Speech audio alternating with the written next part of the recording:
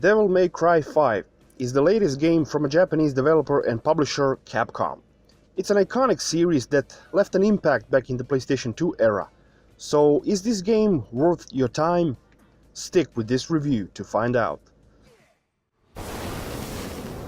Whoa! Yeah!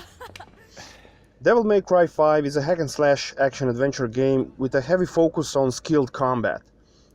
Its combat is much more technical than God of War's combat system.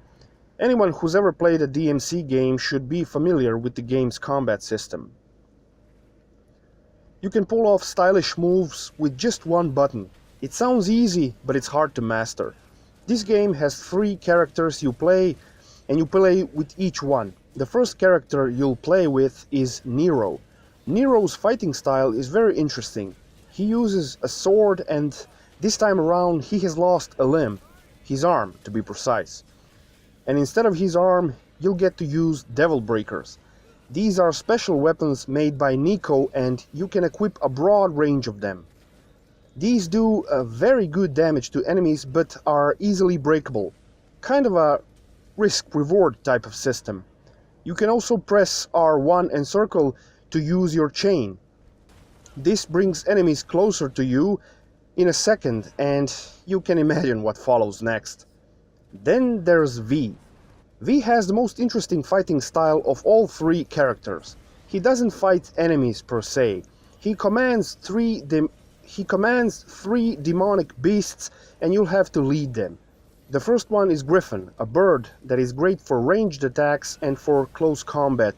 He also uses Shadow, a demonic tiger who can hack and slash enemies to pieces.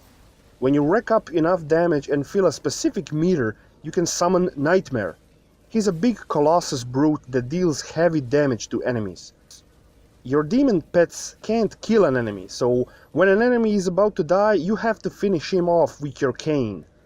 V's fighting style is the most interesting because he doesn't fight enemies directly, but rather he uses his pets to do his bidding. V can also read his incantations and power up.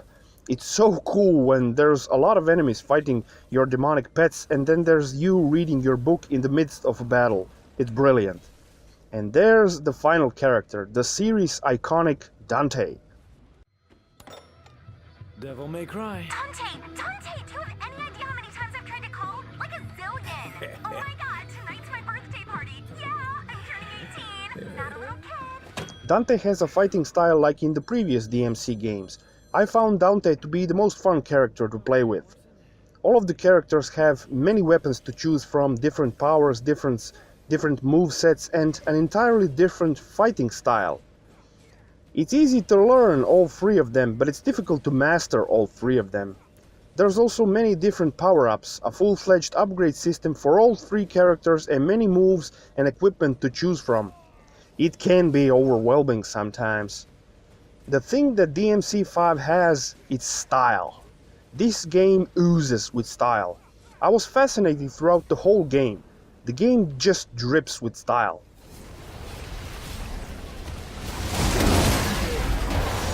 Not just in combat, but in cutscenes and dialogue as well. The lady who does all of your upgrades, Nico, is the most interesting side character.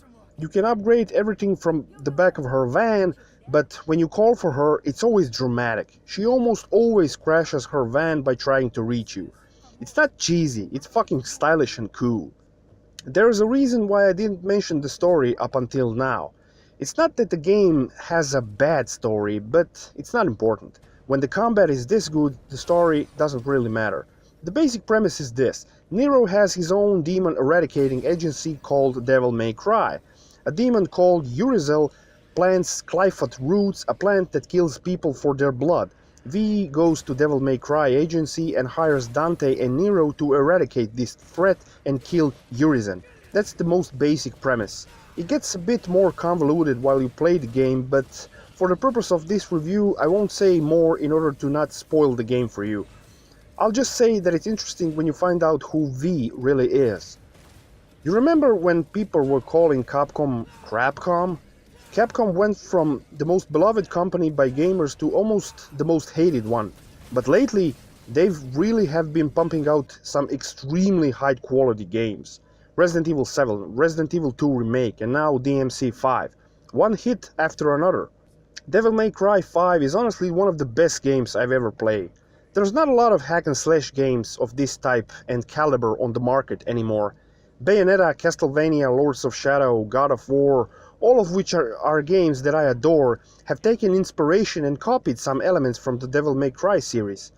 Devil May Cry 5 just goes to prove that the franchise is the king of these types of games.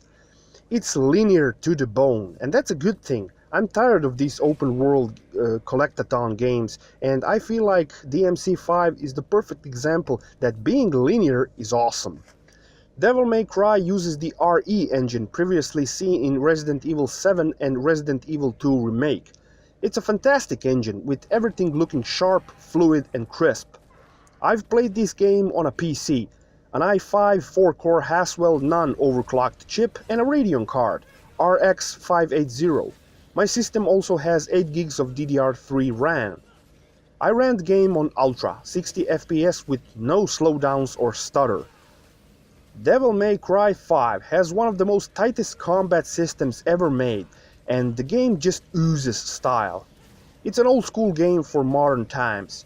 It just goes to show that Capcom is back, and it's making AAA games again, which we all love and adore. If I had to give a score to this game, I would give it 10 out of 10. Punchline.